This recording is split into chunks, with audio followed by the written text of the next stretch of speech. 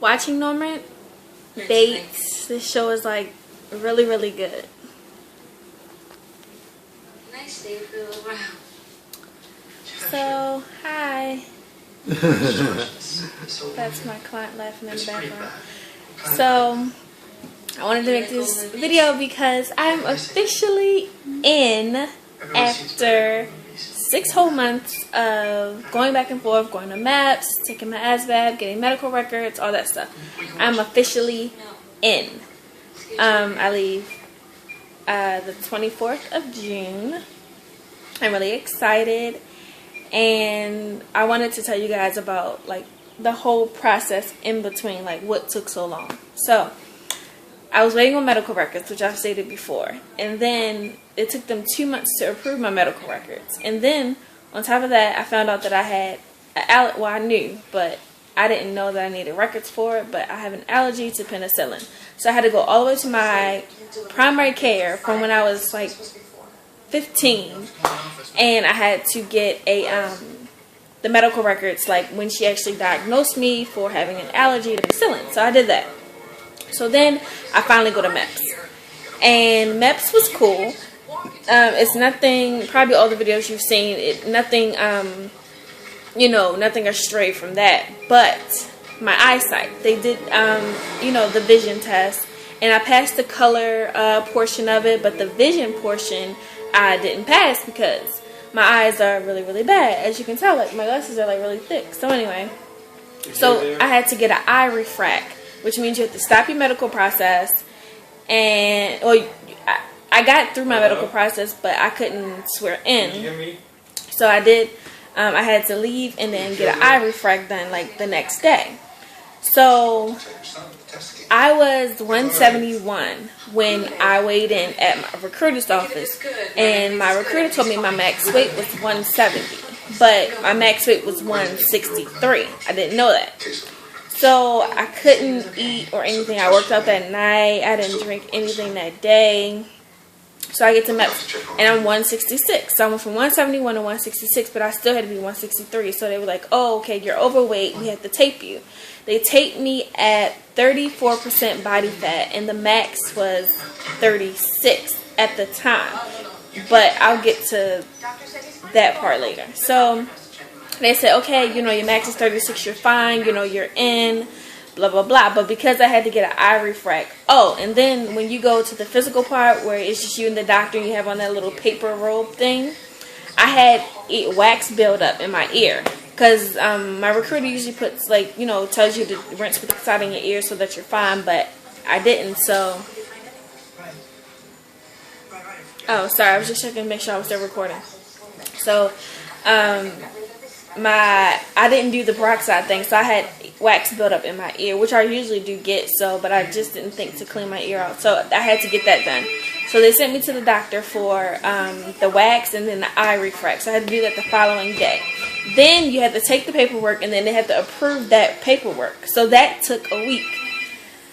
So then my recruiter finally called me like a week later and was just like, yeah, everything's been approved, you can go, you can swear in. So I go, and then they don't do anything. Well, I'm not sure if I can actually say that. But, okay, so when I went, they said, okay, well, you're overweight. They said you're overweight, and I'm just like, oh, well, you guys didn't, because the rule is at MEPS, they only can weigh you every 30 days, and I was still within that 30-day time frame where when I went the first time I was overweight, but they couldn't weigh me again because it hadn't been 30 days, and 30 days was that Friday, which means I had to work on Friday, so if I had to wait till Friday for them to weigh me, then I would have to wait a whole nother week to swear in and pick my job. So I was just like, no. So they were just like, no, we're not going to weigh you, we're going to go by your tape, which was 34%, you only have to be 36. Right. So, come to find out, for women, for guys it's 22% body fat, but for females it's 33% body fat. And I was 34% body fat. So, either way, I didn't qualify. So, I'm just like, oh no. But, like, looking at me, they could tell I had already lost, because at this point, I was 166 last time I went to MEPS. But at that day that I went to MEPS, I was only like 157. But because I was still within that 30 days, they couldn't weigh me. So I was still over based on my last record. So I was just like, but they let me in anyway. So they let me in anyway. They're just like, okay, well, let us get you in, pick your job and blah, blah, blah. Like, we know that you've lost the weight because we can clearly see, like, from the last time you were here, that you are way smaller than, the last time. So I was just like, oh my gosh. So, okay, so I'm thinking that, so then I had to go see the chief medical person. So he went through everything. He got my waiver for my penicillin, signed off on that. So then, like, MEPS doesn't take that long, like what you actually do, it doesn't take that long, but it's the actual waiting process. The waiting process takes forever. You wait for everything, and it's just like one person who does everything. So one person does the eye, one person does the ear, one person does the physical. So it takes a long time. So it took me I was in MEPS for 12 hours just to swear in. So anyway, so when you go, you tell them you're ready for phase 2. So when you go, you interview, they say, have you ever had a parking ticket? They just, go everything and ask you, like, what kind of jobs would you like and things like that. Then you go to an interview and they say, you fill out, like once you fill out, well, first I signed my contract. And I was so nervous because I wanted medical. And only because I've been in nursing school, but I don't have a degree. So, I wanted medical because that's the field I'm already in. But I was willing to try anything at that point because I can still go to school I can still finish school for what I originally intended to. But I can also pick up a trade and have a side job. So anyway, I sat down with the advisor. Now, I've heard stories about them being pushy and forcing jobs on you, but the person that I had, the liaison I had, was really, really cool. He was really patient, and he was just like, well, we have this, and available.